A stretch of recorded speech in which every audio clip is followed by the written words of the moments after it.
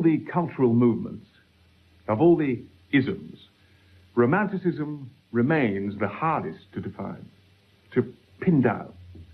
The French poet genius Arthur Rimbaud, who wrote all his poetry before he was 17 and then never wrote another line, declared that Romanticism has never been properly judged. Who was there to judge it? Rimbaud was right. Romanticism has never been properly judged.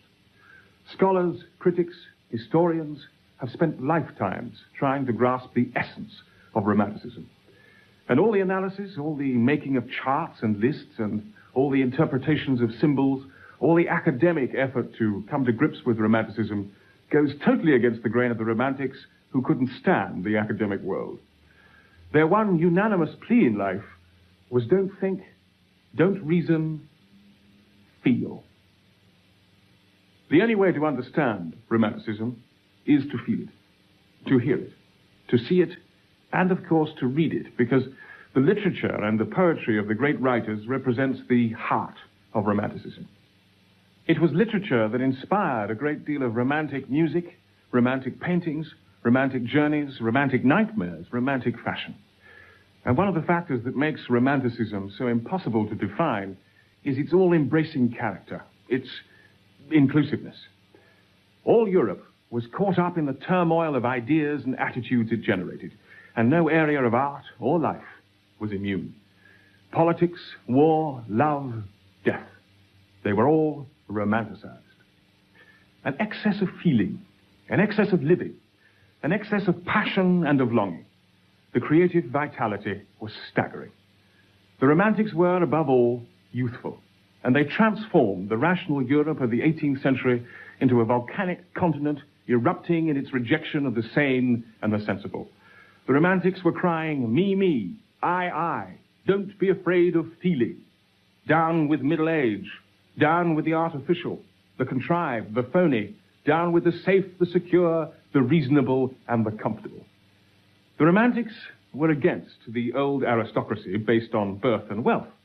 They were to create a new aristocracy, the aristocracy of genius. Society was to be transformed into a society of primitive and simple values in which nature would be elevated to the height of a new religion. For the Romantics, nature was not raw material to be trimmed and clipped into shape. It was a source of revelation, a fount of understanding. It was not vegetable, but visionary. Declared the visionary painter-poet William Blake, the tree which moves some to tears of joy is in the eyes of others only a green thing that stands in the way. But to the eyes of a man of imagination, nature is imagination itself. Blake saw no gap between his visionary world and the physical world around it. I see everything I paint in this world, but everybody does not see alike, he said. But for many of the Romantics, the world around them could not match their aspirations and their visions, and banal reality was, for many, agonizing and tormenting. Madness or suicide claimed some of the finest talents, and death came to seem a seductive alternative to the heartache of being alive. Keats' line, "For many a time I have been half in love with easeful death," speaks for a generation. Keats' Ode to a Nightingale was written in the garden of this house, where he lived for the last few years of his short life. It's Wentworth Place in Hampstead. The exquisite verses written on a fine morning in May are full of the Romantics' impatience with the finite reality around them, and full of an intense longing for a more ideal world. That I might drink and leave the world unseen, and with thee fade away into the forest dim, fade far away, dissolve, and quite forget what thou among the leaves hast never known. The weariness, the fever, and the fret here where men sit and hear each other groan, where palsy shakes a few sad last grey hairs, where youth grows pale and spectre thin and dies, where but to think is to be full of sorrow and leaden-eyed despair, where beauty cannot keep her lustrous eyes, or new love pine at them beyond tomorrow. This passionate longing for the unattainable was the essence of Romantic thought. The Romantics longed for a world that they conceived of not through the careful reasoning of the mind, but impulsively through the heart and the soul. We still long for that other world, and we still search for the natural answers to the world's conundrums. We still cherish the idea of an escape from the strictures and conventions of reasonable society. We live now with so many legacies of the Romantic Revolution. We are still so deeply involved with many of its revelations, questions, declarations, investigations, and yearnings that it is impossible to see the movement as a whole, objectively, dispassionately. We're too involved. We are too much the products of that time. What we can do is to evoke the spirit of that short period. From the end of the 18th to the middle of the 19th centuries, where all the old ideas about how we should live, die, think, act, be, were brought to the boil and bubbled over. Blake's vow gave the movement its rallying cry. I must create a system or be enslaved by another man's. I will not reason and compare. My business is to create.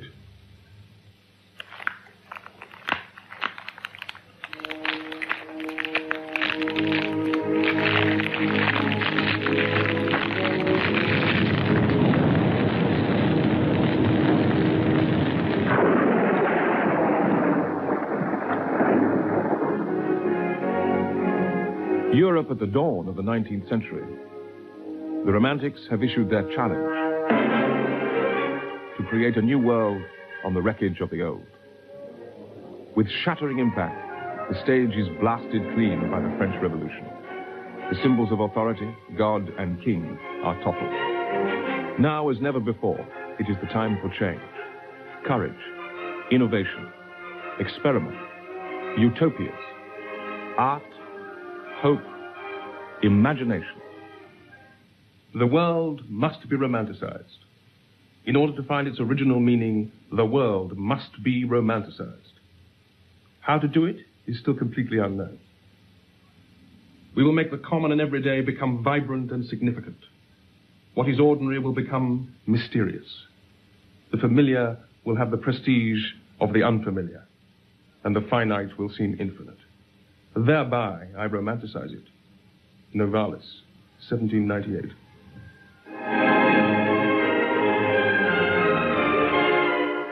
Poetry will take a giant step, a decisive step, a step which, like the jolt of an earthquake, will change the entire face of the world.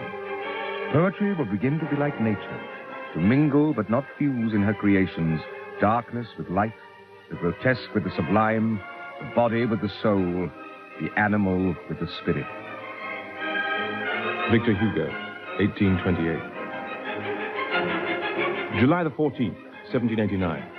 The beginning of modern history. A Parisian riot turns into an attack on a royal prison. The seizure of the Bastille. The ultra-conservative statesman Metternich uses only 8 metaphors to describe society. Volcano, plague, cancer, deluge, powder kegs, conflagration, influenza, and cholera.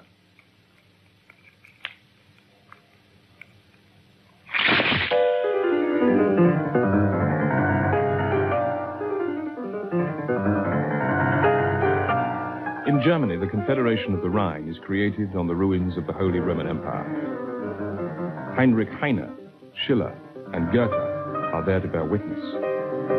England tries to shut her eyes to what's happening in France, but Wordsworth is there to remind her.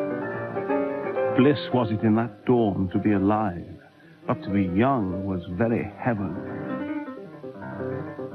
The cry rises up. Each man is unique. The new man is the individual. The new man is the free man. Classical versus romantic. The old regime versus the revolutionary.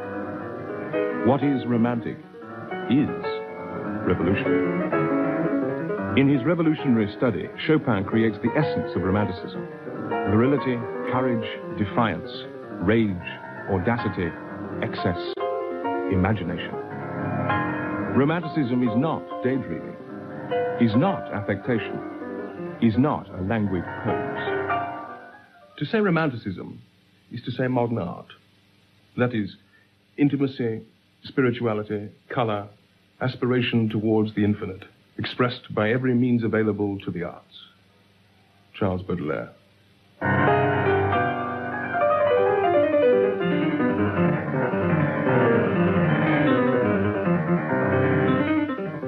The distinguishing mark of this new era is a violent overflowing of feeling and an urgent search for passion, matched by the fierce determination to develop every caprice of the imagination to its ultimate conclusion. Even though the results may well affront good taste, decorum, and the gods of moderation and respectability.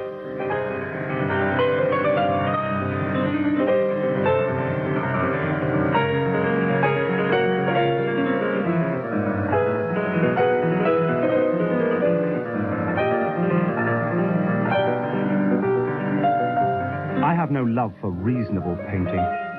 There is in me an old leaven, some black depth which must be appeased. If I am not quivering and excited like a serpent in the hands of a soothsayer, I am uninspired. Eugene Delacroix.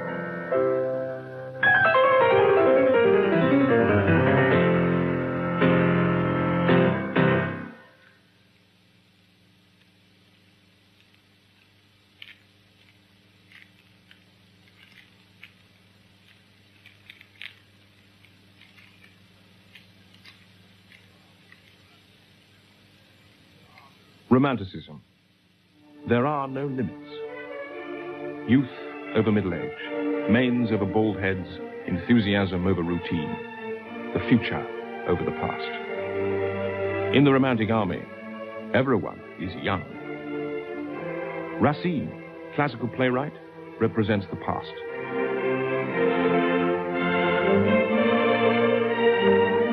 Shakespeare, rediscovered, becomes the figurehead for the now. The elegant modulations of the literature created for Louis XIV was perfectly suited to his monarchy. It does not fit with this new age. France of the 19th century forges her own literature, her own art.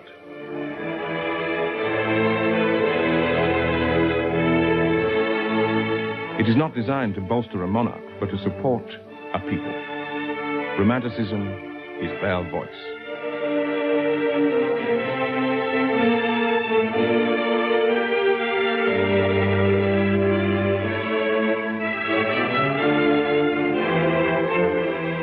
Romanticism is the art of offering people the literary work which today, with their customs and beliefs, can give them the greatest pleasure.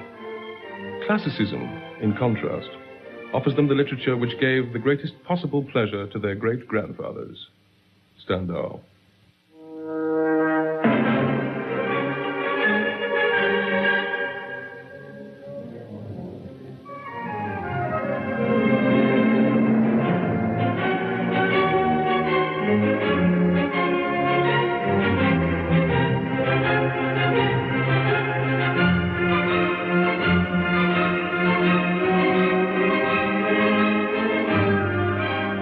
To say romanticism is to say modern art. That is, intimacy, spirituality, color, aspiration towards the infinite, expressed by every means available to the arts. Baudelaire.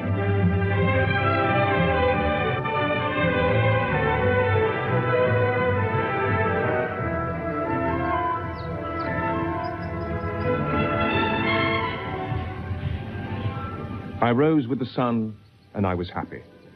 Rousseau. The rationalists spoke of the rights of the individual. The romantics glorified individuality.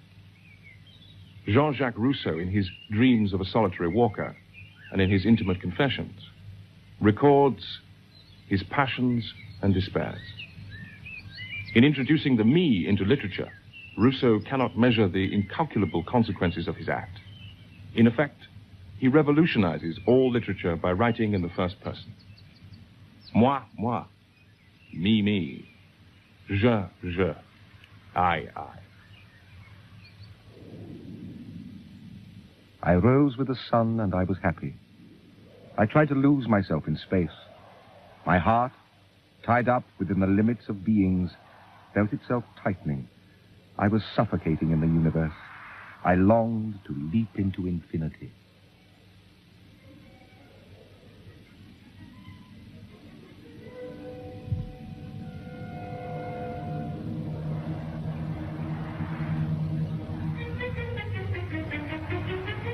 Like Rousseau, Europe is suffocating. She is suffering from claustrophobia.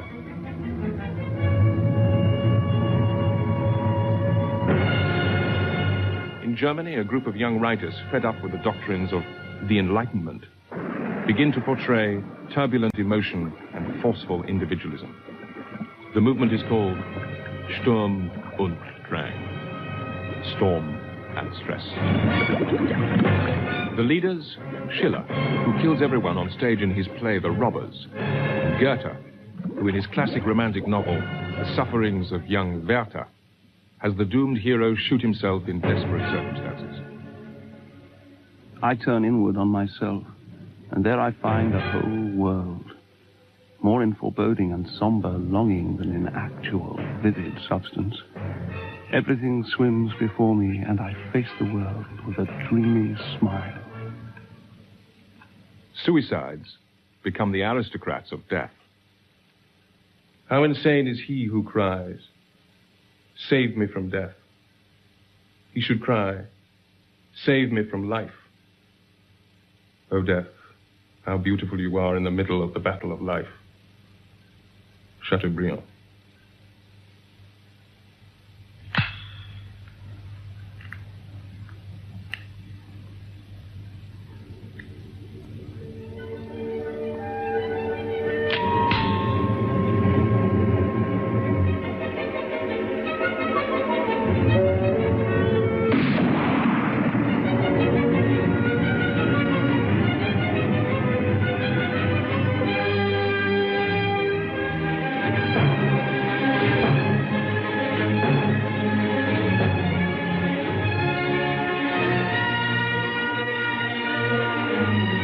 The romantic lives dangerously.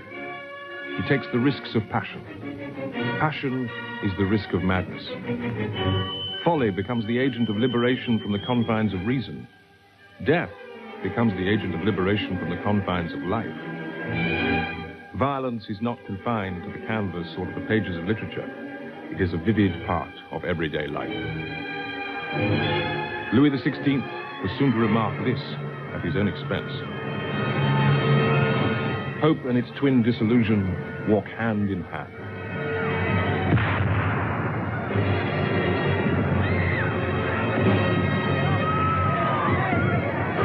Even on the very day of triumph at the Bastille, it is not enough to free the pathetic prisoners. The commandant and his garrison are butchered after they have surrendered. The we of the autocrats is over. It is the I of the citizen that is victorious. Rousseau triumphs, but not for long.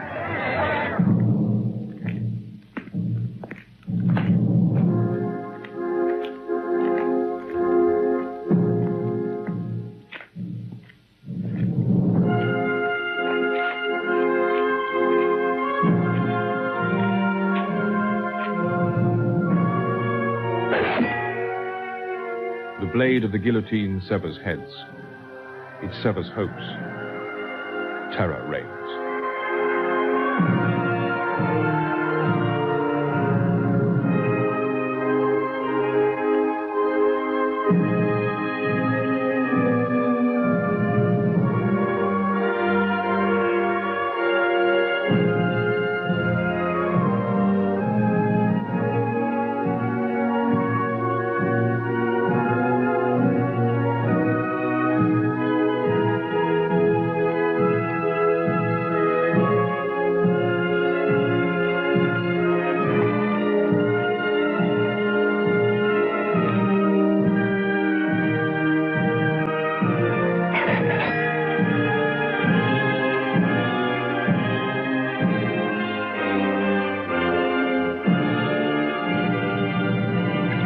Romanticism was born in a bloodbath. It never left it.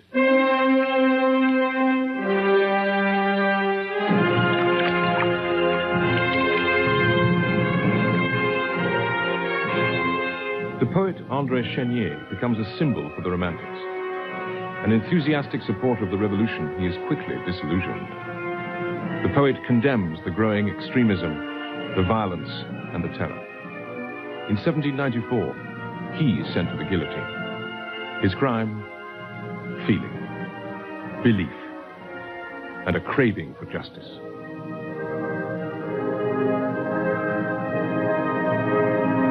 The revolution stood for the rights of man, liberty, equality, fraternity. It becomes the revolution of cannibal feasts and severed heads. The people want the absolute, and get only absolutism. After the terror of Robespierre, Napoleon, who presents himself as a liberator and finally reveals himself as a tyrant. The Romantics yearn for a model state where the individual can develop freely.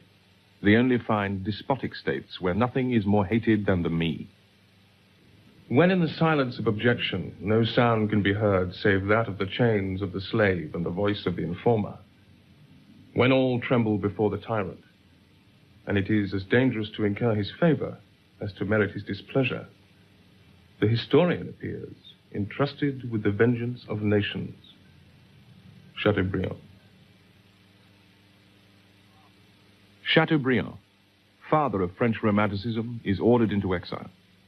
The emperor and the inheritor of the French Revolution sees the intellect and independence and high-pitched sensibility of the Romantics as treason. There follows a catalogue of Romantic exile. Madame de Staël publishes her book Germany in 1810, revealing to the French public the new ideas of Lessing, of Goethe, of Schiller, of Novalis, and Kant, and Shelley. The work is seized and destroyed upon the orders of Napoleon, and its author exiled. Madame de Staël makes a passionate plea for a dynamic literature springing from the experience of real life, from life as it is lived. In Russia, the poet Pushkin is deported. His letters confirming his atheism are intercepted by the police. Lermontov is arrested for writing a poem on Pushkin's death.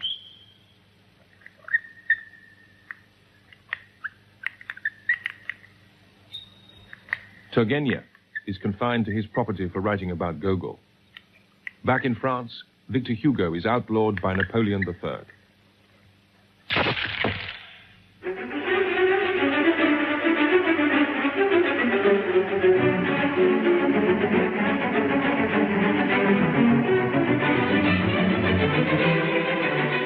But to give oneself unreservedly to one's passions and convictions without heeding the results of so doing, be they creative or destructive, this is one of the major imperatives of Romanticism.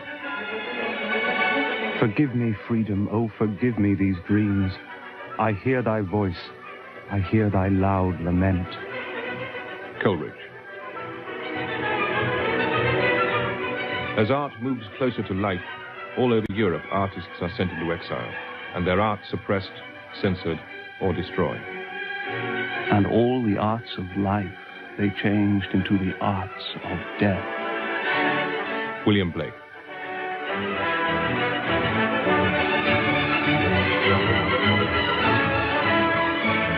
The autocrats never had much time for the intellectuals, unless they doubled as courtesans. But the Romantic intellectuals were for them the worst, because Romanticism is entirely based on the ideal of liberty. The Romantic as exile, the Romantic as wanderer, the Romantic as outcast. In his solitude, in an exile which is an inner exile as much as an exile from his own country, the Romantic creates his own world of the imagination. It is a region without boundaries and without rules. A nocturnal territory patrolled by the spirits of passion, folly, hallucination, death. The principal object in life is sensation. It is the feeling that we exist even in pain. It is this devouring void which leads us to play, fight, travel, drink. Lord Byron.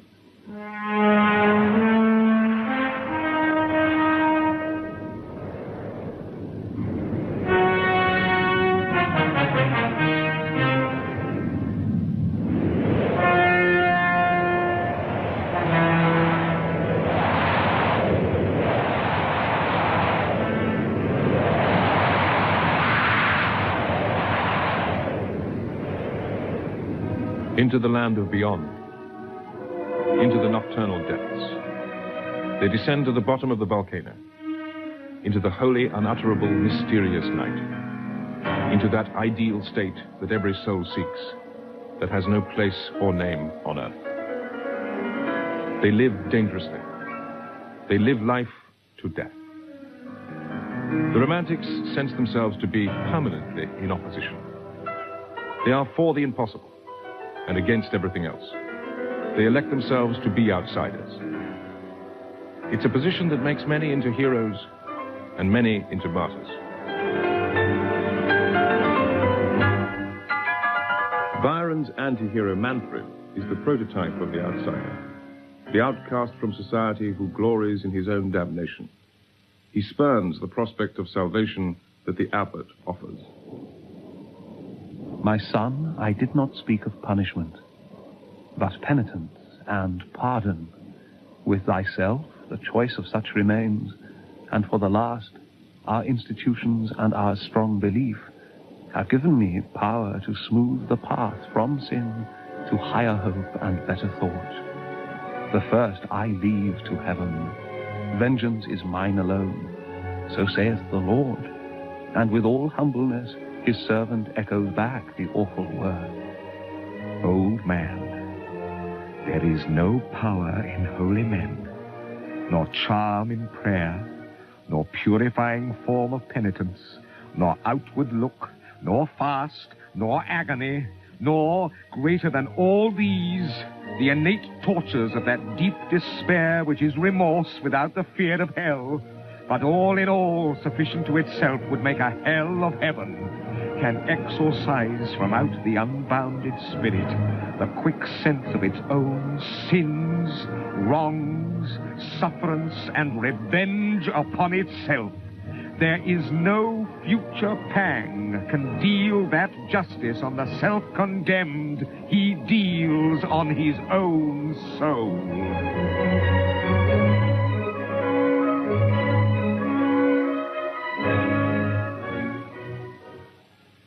In the Romantic army, everyone is young. It is a cult of youth, but not of children. They speak several languages, read Greek and Latin, are intellectually curious and alive. With fierce determination, they create a counterculture, a culture which will invent the future out of a new past. For the Romantics, the Greece where Byron died is not the Greece of heavy columns so admired and imitated by Napoleon, but the Greece of purity and democracy. It is ancient Greece rediscovered, not reconstituted. It is the Greece of the insurrection against the Turks, an uprising drowned in blood in 1822 at Chios. For inspiration from the past, the Romantics turn not to Rome, but to the Middle Ages. Their interests in the enchantments of medieval art and literature and Gothic buildings provides menacing and thrillingly gloomy settings for the English tales of terror by Horace Walpole, Walter Scott, and Anne Radcliffe. At length, the carriages emerged upon a heathy rock, and soon after reached the castle gates, where the deep tone of the portal bell, which was struck upon to give notice of their arrival, increased the fearful emotions that had assailed Emily. While they waited till the servant within should come to open the gates, she anxiously surveyed the edifice, but the gloom that overspread it allowed her to distinguish little more than a part of its outline, with the mossy walls of the ramparts, and to know that it was vast, ancient, and dreary. The Gothic novels set a harmless fashion for the spine-chilling and the bizarre, combined with a taste for the macabre and the erotic. But once in its stride, Romanticism spatters the establishment with a shower of pungent proposals for its own demise. Merchants of Greek, merchants of Latin, pedants, scholars, Philistines, schoolmasters, pedagogues, I loathe you. With your genius and infallible pompous self-control, you deny grace, beauty, the ideal. Your texts, your laws, your rules are all fossils. In all profundity, you are imbeciles. Victor Hugo.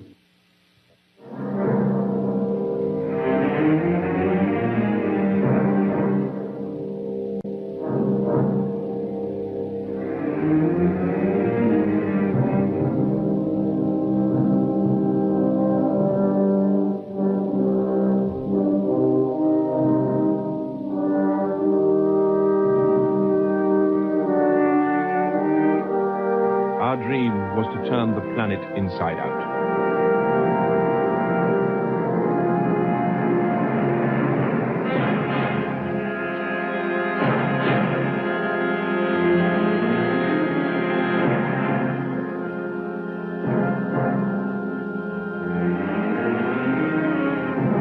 It is this dream that haunts the Romantics. The dream born in the twilight of the 18th century. A dream which will die with the failure of the 1848 revolution.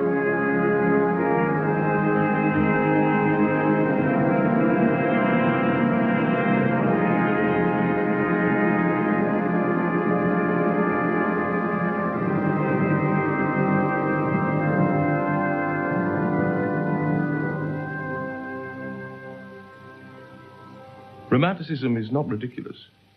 It is an illness, like sleepwalking or epilepsy. A romantic is a man whose mind has begun to go. He's to be pitied.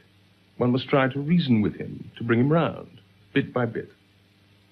It is the subject of a medical thesis. Flaubert. The most instantly recognizable symptom of the romantic illness is its frenzy.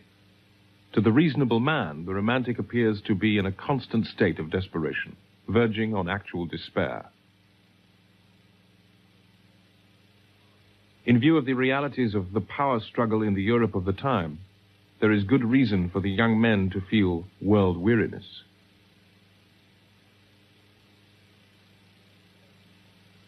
A feeling of malaise began to ferment in all young hearts. Condemned to silence by the sovereigns of the entire world, handed over to pedants of all types, to idleness and boredom. The young people saw the foaming waves they longed for withdrawing from them.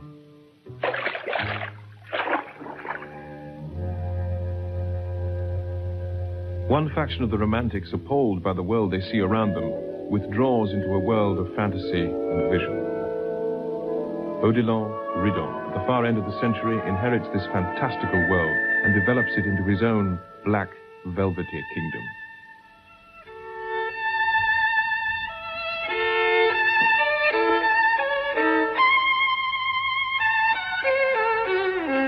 Sometimes I cried out, and the night was troubled with my dreams and with my sleeplessness.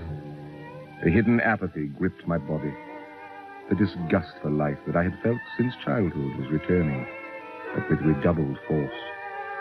Soon my heart no longer fed my thoughts, and the only thing that made me aware of my existence was a deep feeling of boredom. Chateaubriand.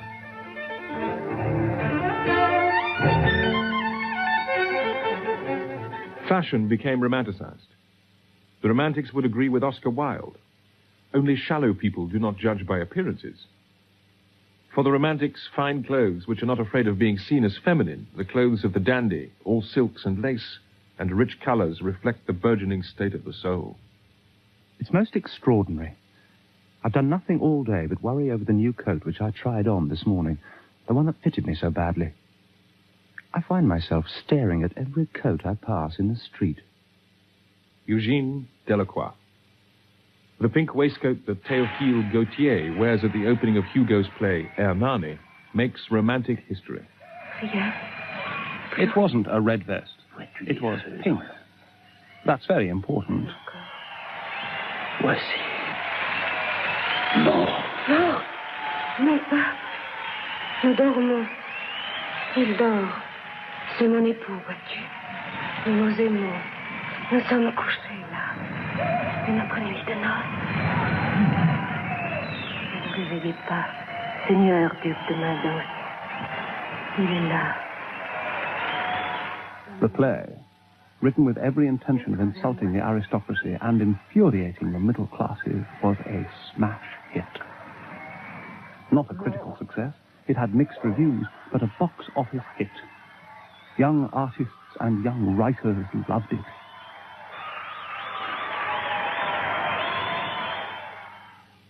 Romanticism does not reside in the choice of subjects. It is a way of feeling. Alfred de Musset. It is the insistence on feeling, on emotion, the insistence on putting passion into art, together with the love of the grotesque that leads the Romantics to create a value out of experience itself. And for them it is an experience which alternates between the spleen and the ideal, between God and Satan, between the beautiful and the hideous. The flames of experience must be kept burning. The great enemy is boredom. Further and further into the depths, into the abyss of imagination and experience. Alcoholism, drugs, eroticism.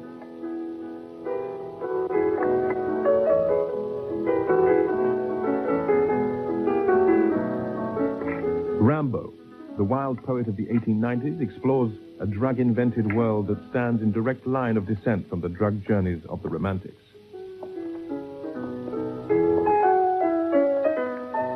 We enter, and here we are among men with shining eyes, purple cheeks, the veins in their temples swollen. These are the regulars of the hashish smokers' club. One of them seizes a porcelain saucer from Japan, takes a spoon from the table, and extracts a sort of preserve from a crystal vase. It is a concoction of cannabis, Indian hemp, mixed with a greasy substance, honey and pistachio nuts. As he hands the dose to me, he says, "This shall be deducted from your portion of paradise."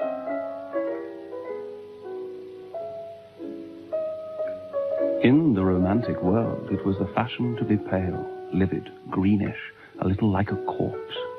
This fatal air, Byronic, devoured by passion, brought sensitive women to you in droves. They found you interesting and, full of pity that your end was so close, they wanted to make you happy before your death. The meal ends. You enter the salon, enclosed with heavy brocade curtains, and sink into silence.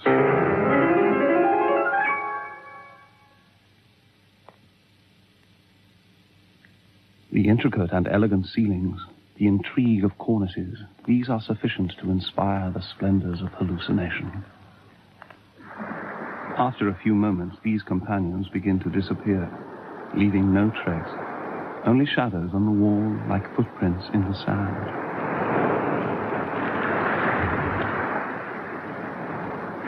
The one, leaning, his eyes vague, his arms limp, allows himself to sink into the bottomless sea of dejection.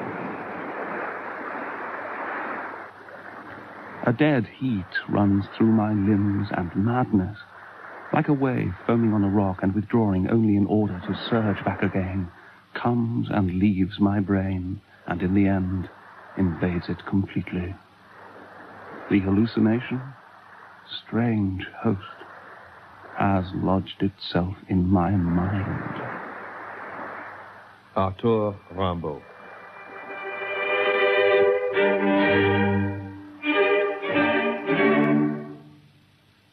The price for carrying through the conceptions of the Romantic imagination is high. Art has its boundaries, but the imagination has none.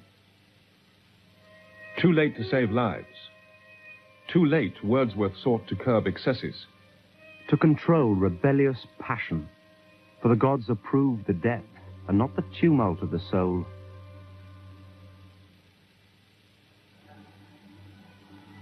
Byron, dead at 36. A post-mortem shows the brain and the heart of an old man.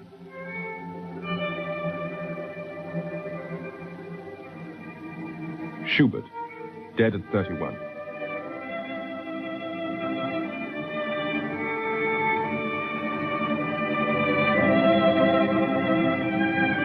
Novalis, sick of life, dies at 29.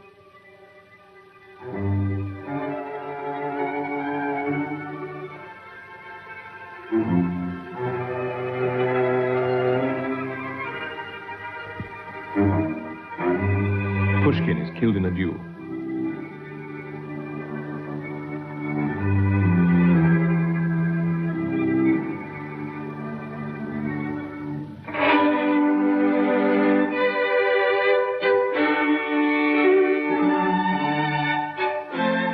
painter Géricault, dead at 32. And Keats dies in Rome at the age of 25. Shelley drowns the following year, a book of Keats' poems in his pocket. He is just 29.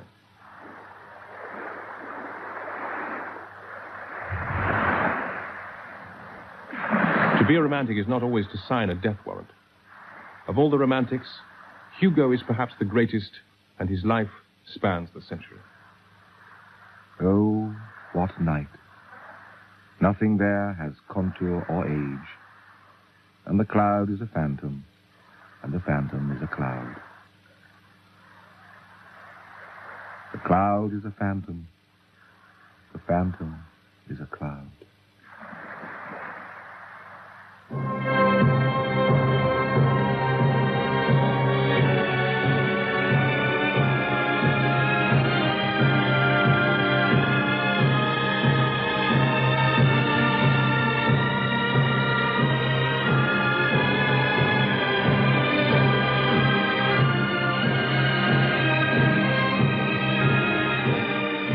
Beethoven, Goethe, and Schiller, Madame de Stael, Mary Shelley, Chateaubriand, Lord Byron, Coleridge, Blake, and hundreds of others put the match to the gunpowder that was romantic thought and romantic imagination. The explosion that followed lit up Europe for more than half a century, and today its embers, though dying, are far from extinguished. At the least breath, the fire leaps up again. I must create a system or be enslaved by another man's. I will not reason and compare. My business is to create.